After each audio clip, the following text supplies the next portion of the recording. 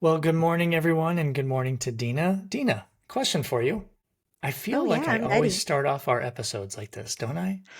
Well, I also get a little nervous when it's question answer time and I don't know the Is- question, but that's okay. Because because literally, listeners, when I pose these questions, we do not debrief about these.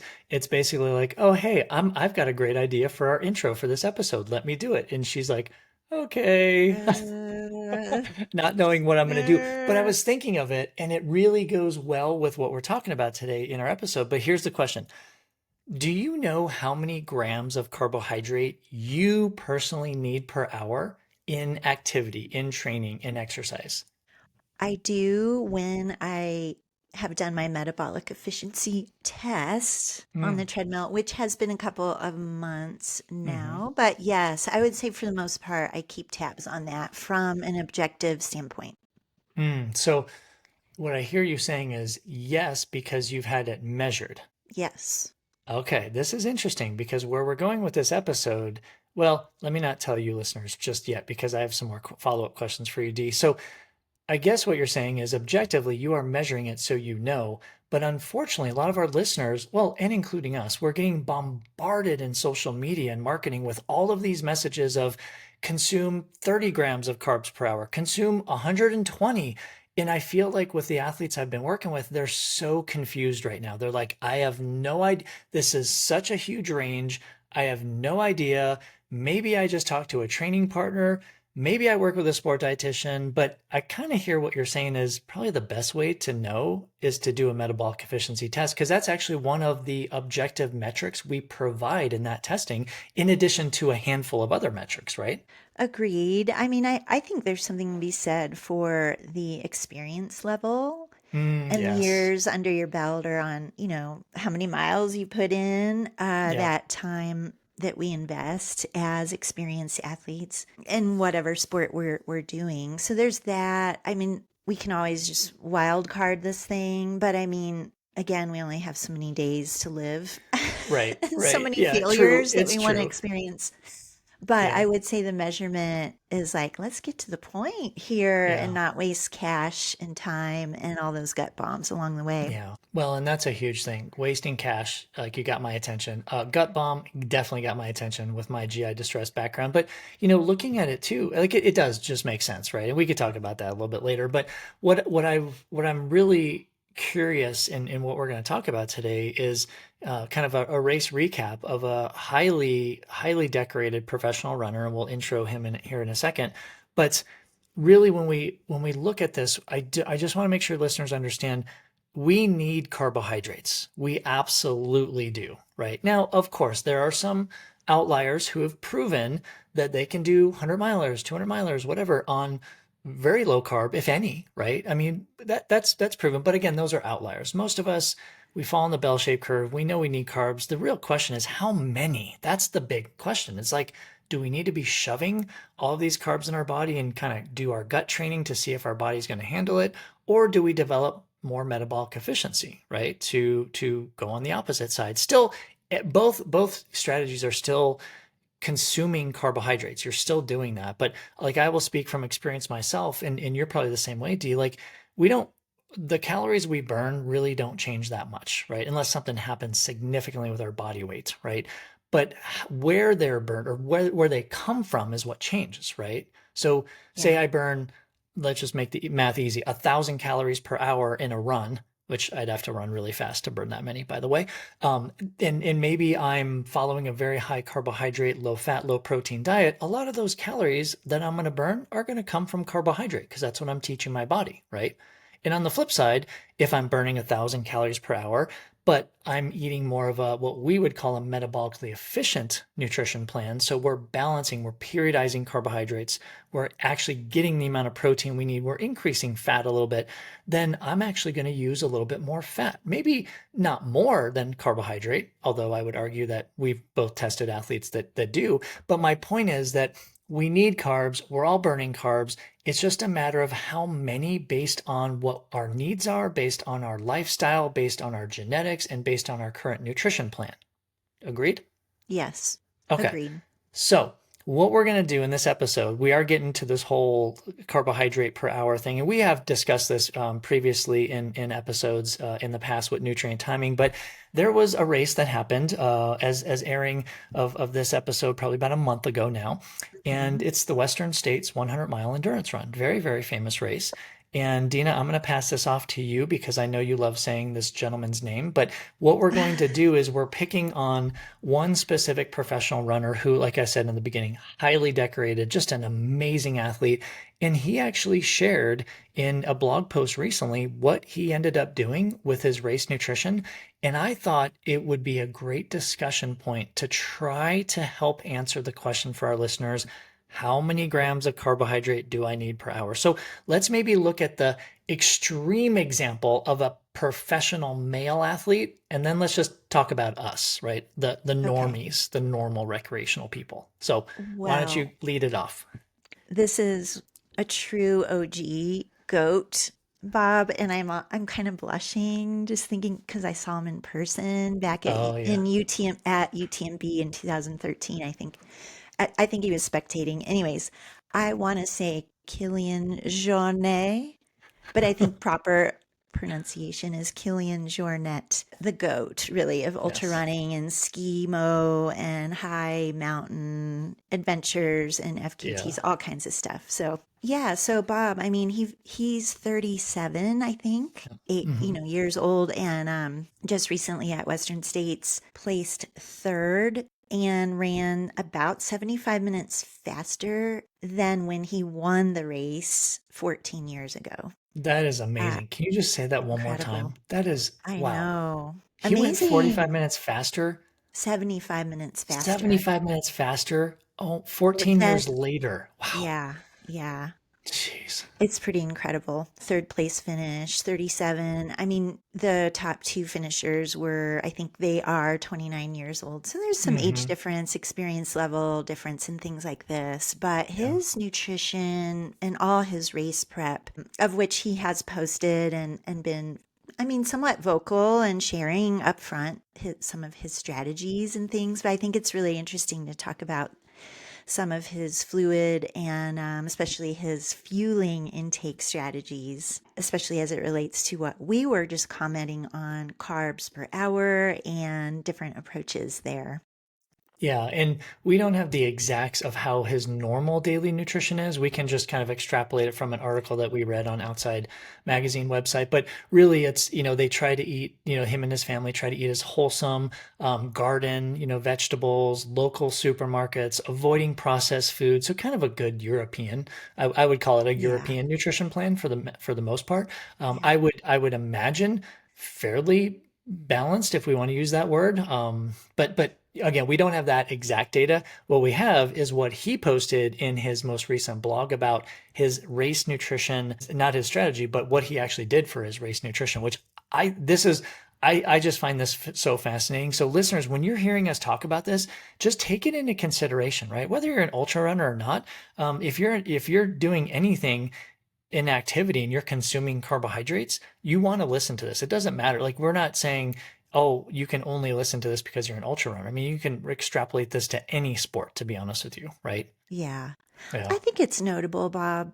I mean, not everyone has privilege and ability to have all the resources, but I Right. know Killian has worked with a physiologist closely for a number of years, and he does use data driven tools, technology, and he does a lot of assessments and things in his training to really help guide his fueling strategies, his training prep, his heat adaptation strategies, and all of that, which is really great. I think it speaks to having your resources and, Yeah. all of the expertise that you can within your realm. Obviously, he might have some sponsors and some other things as a professional athlete, Yeah. Well, and let's but just keep in mind yeah, he is a professional athlete. This is he what he is. does for his career. Okay, this is true. He's not a, oh, let's go do a trail run on the weekend kind of a runner, Yeah, right? exactly.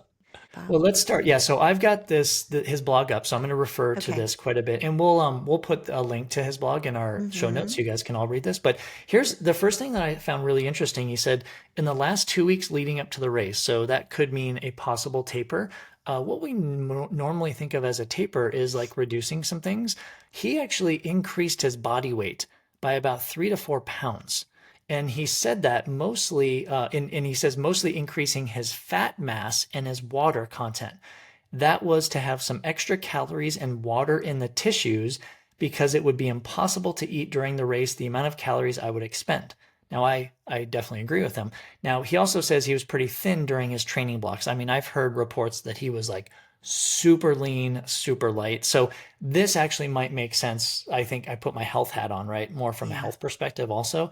And just from a resilience standpoint, like if you're coming in under a quote unquote race weight in a race like this, you're probably not going to finish, right? Because Good it's the point. nature of the beast. So I thought that was interesting. So let me take you through just his morning breakfast. So he said before the race, here was his morning breakfast, which is kind of cool, right? Overnight oats, which included berries and honey. He also drank a half a liter of water and took some probiotics. So pretty standard, pretty easy peasy. I Yeah. mean, anything that you would note of that, D? Well, I thought, oh, I bet he's going to have some electrolytes. And, Yeah, we're assuming this, because this was authored by him, that he right. would be pretty thorough here. But I know in that outside and a couple of the other interviews he's done, he commented he's really had to work hard to increase his sweat rate, Mm, like with all the heat training he's done. Like he wasn't traditionally a big sweater. That might be because he's done so much high mountain right, stuff and I don't know, the other kinds of adaptation strategies there, but I don't think his sweat rate is that high. I don't know his sweat sodium loss, but he right. does provide a few details here of what he intake intook. Hmm. What? But Yeah, he didn't do, it sounds like he didn't have anything special from a hydration standpoint right. prior Yeah. to the I start of mean, this 5 a.m. race. I don't know what his dinner was like or the day before, but I don't hear a Yeah, lot me of either. carbohydrate loading. I don't hear any sodium No. loading, right? So, okay, let's just kind Yeah, of interesting. Let's put that in yeah, the interesting bucket. So then he goes on to say he basically divided the race into three sections. So it was the first part, second part, and then the last part. So that's kind of what yeah, we'll reference as we discuss this, because that's how he separated his blog post in this. So interesting. This is another first interesting part. So during the first few hours at altitude, he said cold temperatures. He kept his focus was keeping his GI system with low activity.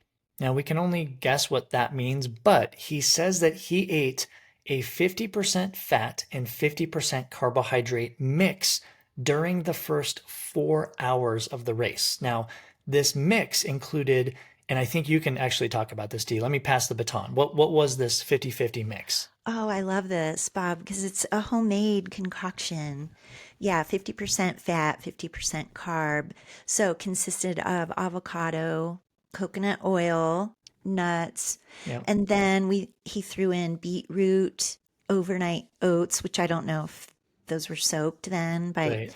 cacao powder, dates, banana. Yep. So yeah, wow, I am like drooling at this. I'm gonna have to try this exact mix, by the way. I know, right? But It it's sounds, like blending it into a yeah, homemade gel, basically, or a yeah. little puree. Hmm. Kind of like a little Hmm. baby food mixture, which, Exactly. a lot of athletes are doing these days, right? I mean, because Yeah. it's pretty easy, which kind of speaks volumes. I mean, this is a professional runner doing this. He knows it works. It's quick, it's easy, it's non-processed foods. He's obviously trained with it. He's had to train with it, Yeah. right? So, yeah, an interesting mix. So he did that. This is what got me. Like he did that in the first 4 hours and he segmented it in every hour increment. So he did a dose at 2 hours, did a dose at 3 hours, did a dose at 4 hours. And he only did three intakes of this mixture, whatever Yeah. we're going to call it, Yep. right? And how many calories was that, D? In total, 2000. Okay. So, I mean, we're looking at about like over the 4 hours, or, we don't know exactly. Yeah. Maybe it was about 5 hours then because he didn't eat Right, right. again. So, Exactly. that's like 400-ish calories per hour, but Hmm. 50% coming from fat. Exactly. And I just found Yeah. it interesting, just some commentary that he started with that, right? So Yes. a Yes. lot of runners will actually not do fat until later in the race, right? Or middle of the race. They'll start with a lot of carbohydrates for various reasons. But I thought that was interesting. The other thing I think was interesting was his hydration. Yeah. So in these first few hours, he consumed a half a liter of water per hour with Hmm. kind of a, I mean, I think it's kind of a high dose of sodium. Do you agree? I mean, per liter, Yeah. 1.5 grams of sodium. So if he was drinking a half liter, yeah, I mean, it's about Yeah. 750 or Milligrams. ish, right? Yeah. Yeah. I mean, Milligrams of it's not sodium. crazy high, but it's like, it's less than, that's like, I mean, that's like, what is that? 750 milligrams per half a Oh, liter, yeah. right? That Yeah. is like 2.5 UCAN hydrates.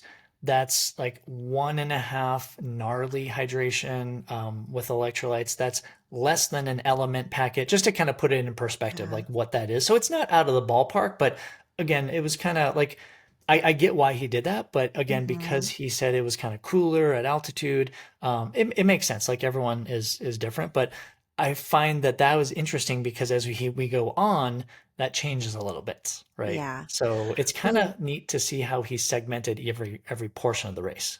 and I mean, if Killian, you'd like to come on the show and give us more of a detailed breakdown, open invitation OMG, that would eternally be is extended. you would make Dina's life if you did Oh, that, I mean, Killian. we'd have to have the like defibrillator here because I'd be having some heart palpitations and things going on that we'd need to Oh, stabilize. But I love it. All so right, so that interesting. was the Yeah. first part of the that's the first segment. So then the second part of the race comes in, and this is in the I'm not familiar with this race, but he says in the canyons, right? So temperatures are increasing, more elevation gain. So now from a fluid standpoint, he doubled his fluid intake. So he went from half a liter per hour to 1 liter per hour. Now with the same sodium concentration, so he actually did not change his sodium concentration the entire time, but his quantity of fluid increased. And I'm just thinking, D, like I have literally tried to do a liter per hour and I just get slogged. Like, it's sloggy in my stomach. Sorry, that's not a technical or Yeah. scientific word, but I'm pretty impressed that he could actually consume that much fluid. Hmm. And he does mention that he was still peeing throughout, but I don't know. Do you have any feedback on that much fluid per hour? I do remember reading, and we'll put links to all these articles, Yeah. that in the heat training sessions he was doing, monitoring sodium loss, sweat rates, he was able to get his sweat rate up to Mm. about 1.25 liters per hour. So that's Okay. about Okay. 42 ounces Yeah. of Yeah. fluid loss. And so replacing or replenishing a good portion through fluid intake, yeah, at about a liter per hour. I mean, it aligns well percentage wise, often Right. with what we look at, Yeah. aiming for, but he did practice this. Yeah. So, And good to note that he practiced it. He tried it in training repeatedly, right? So it wasn't just I think I'll do that. But I think, another interesting part is that, yeah, you can actually consume up to a liter per hour. I mean, we yeah. know that's true. I haven't seen many athletes able to do that, but here's the thing too, everyone, which will continue to remind you, he is a professional runner. Okay. Hmm. His physiology is just a little different than ours, and because he's trained it to be at that level. Okay.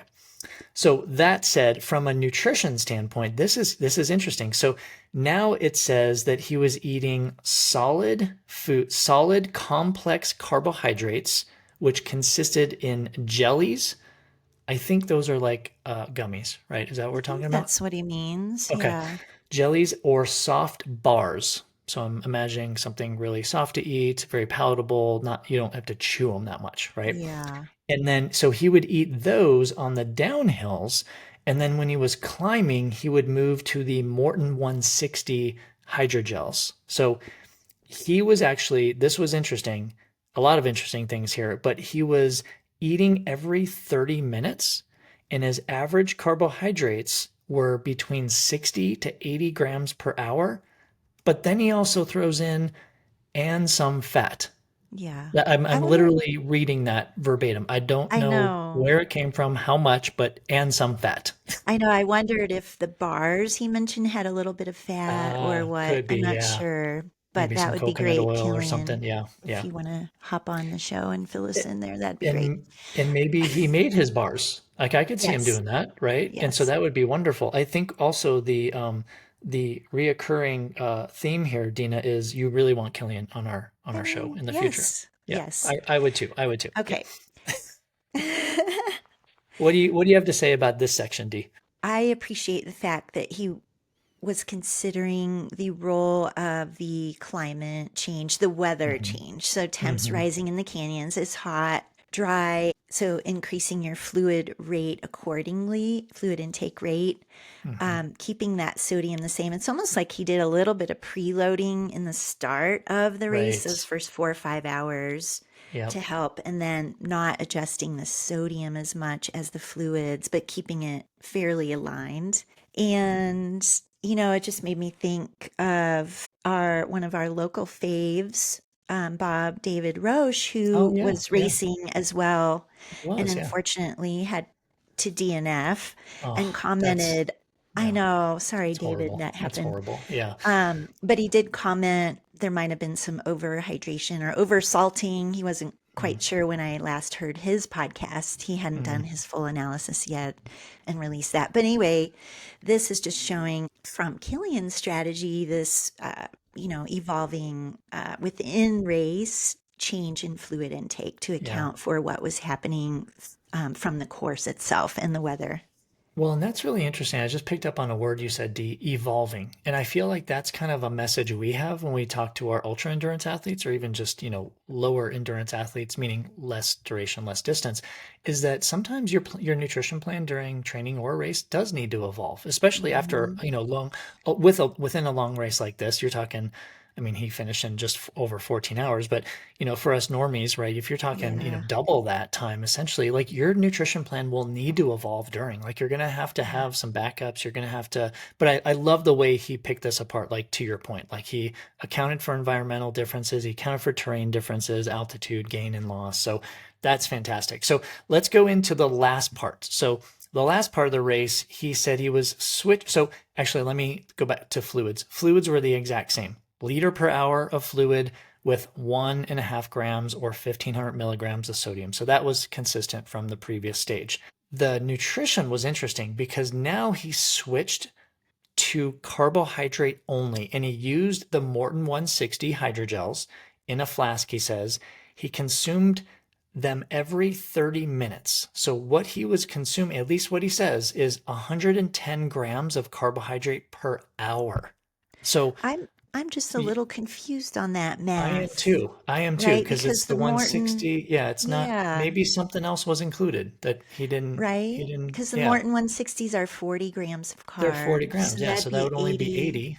Yeah. I mean, again, we're gonna need the guest or him to We're be gonna a need guest on Killian to on board clarify. here for sure. Yeah. So yeah, but maybe there was something else coming in, or Yeah. that Well, maybe frequency the was jellies, adjusting. maybe yeah, who Yeah, knows, right? yeah, But so regardless, it's let's just call it 80 to 110 grams. yeah. But Okay. I want to stick on that 110 grams because, back to the evolving word, it's like he has evolved his carbohydrate intake from the first part to the second part to the third part. What we see is kind of an increase in carbohydrate throughout the race in terms of Mm-hmm. carbohydrate per hour, right? Is kind Yeah, of what exactly. I'm getting from this. And again, we also know that there is more energy expenditure, so you're going to burn more calories throughout, obviously, Yep. because you're out there a longer time, right? So he Yep. was actually accounting for that, which I love. Now, I have a really exciting thing to put in here also, but do you want to comment about anything on this last stage that he talks about?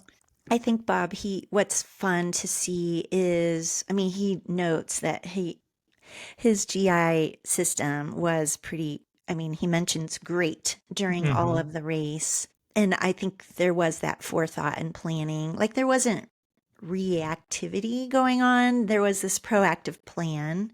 Of course, with all the prep work that he did, all of his experience and so on, there's that to mention. But I think overall, what we're seeing, and that I wanted to also add, is that this, with the newer trend in high carb fueling, even this professional high performing athlete was not doing 140 grams of carb per Mhm. hour, right? And he had this tailored plan. Yes, yes. So, and we can kind of average some things here, but I think that was one comment I wanted to add. Yeah, which is fantastic. I mean, in addition to that, he does mention that he did a doubly labeled water test during the race. I don't know when. What that measures, listeners, is the total amount of energy expended, so calorie expended, right? So he didn't have the data yet. He was going to share that. He'll upload the data when he gets the results. But I'm super curious because, again, that's what we do when we do metabolic efficiency testing, right, Dee, in our respective Yeah. businesses, is we determine the energy expenditure that every person has individually, and then we Mhm. will actually use their personal data to find the amount of carbohydrates that they and calories that they need to consume based on their physiology, not based on recommendations or research. And that's kind of what I'm getting from what he's doing. And I'm sure he's done that, in training before, but super cool that he did this doubly labeled water somewhere on the course, right? So Yeah. I'm really curious Yeah. to see that data. Um, Interestingly, also, well, I don't want to fly past that, listeners. And we said this before, but boy, if you ever have an opportunity to do metabolic efficiency testing to figure out your own physiology within this whole context, please Hmm. have it done. Please, please, please, please. And it's kind of cute. Even I hadn't read all the comments on this post, Oh Bob, yeah, but he does mention a few times in comments like it's important to find out your mm, oxidation rates, your yes, individual. So even in his response to other questions, he's really encouraging that to find love out it. what your body absorbs, oxidizes, Yeah, what your own performance capacities are, because that definitely trumps all of this. it does. Well, it's kind of the Yeah. message I've been saying for the past two Oh, decades, literally. exactly. So another interesting thing is he actually he states how much weight that he lost during the race. Now Oh, that's yeah. pretty expected, right? Yeah. His number though kind of shocked me. Now, granted, he's smaller stature, very lean, right? But he said he lost approximately 5 pounds, which Mhm. for him, I just can't Mm. imagine. I've never seen him in person, but I'm kind of imagining kind of a Yeah. smaller guy, like so efficient. Yeah. I'm impressed it wasn't more, right? Yeah. So, and Mhm. just because it's Western states, it's always hot. Like you always hear about that Western states, Yeah. right? But that's testament that not only did his fueling strategy work, but also his hydration and electrolyte plan worked just probably spot on. To only Right. lose 5 pounds in 14 hours and change is amazing That's to me. it is pretty impressive, I mean, I actually. can lose that in 2 hours, D, if I'm I not know. properly I mean, seriously, right? So Yeah. kudos to Killian for wow, because that is amazing. And I think we all strive for that. And that's again kind of the purpose of having sweat rate testing, which listeners, you can do that easily yourself. We've talked about that on previous episodes. And sweat sodium concentration testing with Dina, right? Dina provides that Yeah. here. It's a one and done test. That's how you figure out how much fluid and electrolytes you actually need. I mean, of course you can experiment, but it may take like 6 to 9 months to do, right? Right. Right. Yeah, yeah. Pretty impressive. I don't know, D. I mean, it was like we only wanted to kind of talk about his nutrition plan, but he also talked about his cooling strategies, pacing. We're not going to get into that because this is a sport nutrition podcast, right? But Right. what other things do you want to bring up, D? I think, well, when we look at his total calories that he reported Oh and yeah, yeah. just kind of guesstimate some numbers here based on his data. I mean, I think his average, if we took over the 14-hour, 19-minute, his average carb per hour is about 87 to 90 grams per hour max. Yep, So yep. that's interesting. I mean, it does speak to that higher performance level, but again, in the context of where we are in high carb fueling messages, it is individual. And yet, Hmm. even with this pro athlete, he's not doing the top end of some of the things that we're He's reading definitely not. and Yeah, seeing in yeah. marketing and things. Yeah. And he's including fat in there, at least in Yeah. the first two stages. He wiggled Mhm. fat within there, yeah, which is Yeah. which is just kind of cool. I mean, you think about it, right? And you look at that, like even in the first segment, where he was eating 50% fat, 50% carbs, like that's still, again, rough estimates because we don't have the exacts, but based on his first segment and what he reports, he's probably consuming around 60 to 65 grams of carbohydrate per hour in that first segment and then True. gradually increases that. So again, listeners, it's not about just, hey, I'm doing 100 grams per hour for, 100 miles. Yeah.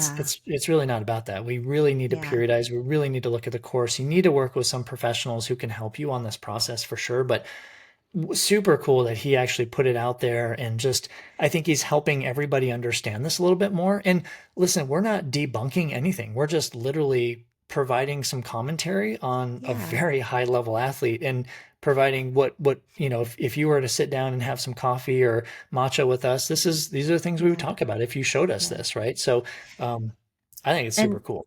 it is, and just side comment, but related. I think Caleb, the winner, Oh yeah. who is, I believe, sponsored by Precision Fuel and Hydration, Yeah. but I think Bob, his carb intake went almost reverse of Killian. So he Interesting. started pretty Interesting. high and tapered Yeah. down towards the Huh. end. Yeah. So again, individual, these are pro runners and so Yeah. on. Um, And listen, Anyhow, I he think won the I, race. I know. I think Caleb ended up where Killian kind of averaged, which was like 85 to 90 Okay. grams per Yeah, hour, yeah. something like that. But, Yeah, yeah. anyways, I find all this so fascinating and it's fun to chat about. Absolutely. Well, and shout out to Caleb for his first podium finish, right? Or Yeah. his first place. And Caleb, if you'd like to come on our podcast, the invitation is absolutely Yeah. open at any time. But to that point, we would love to kind of dig in more on both Caleb and Killian's nutrition, and by having them on the podcast, this is just such an effort to kind of go fishing a little bit and see if anybody knows these guys. Shout out and try to get us in contact with them. Exactly, Bob. Well, is Yeah. there anything else you want to add or should I we? don't think so. Listeners, I Okay. hope hope we didn't confuse you too much. Again, all these links will be in our show notes. So you can kind of read for yourself, but hopefully you stayed with us, right? I think this is the way our brains work a little bit. And it's really interesting to kind of break down such a high level athlete's nutrition plan for a race Mhm. of this caliber. I mean, it's phenomenal. And I think just in the context of this whole high carb fueling these days, to try to put some context within it. And that's kind of what we tried to do here is add context to this. Yeah. Well, and if you'd like to ask any more questions or engage in this conversation, I would just invite for you listeners, if you haven't yet joined our Patreon community, you can join for free. Post some questions over in the app or on the website, which is patreon.com/ISN podcast. Want to hear about your take on all of this, or even if you've been competing this summer, what you're doing with your own fueling strategies. It's really great to share in that and learn from each other. So, okay, Bob. Well, with that, we will close out this episode. Thank you so much for listening, and we'll catch you on the next episode.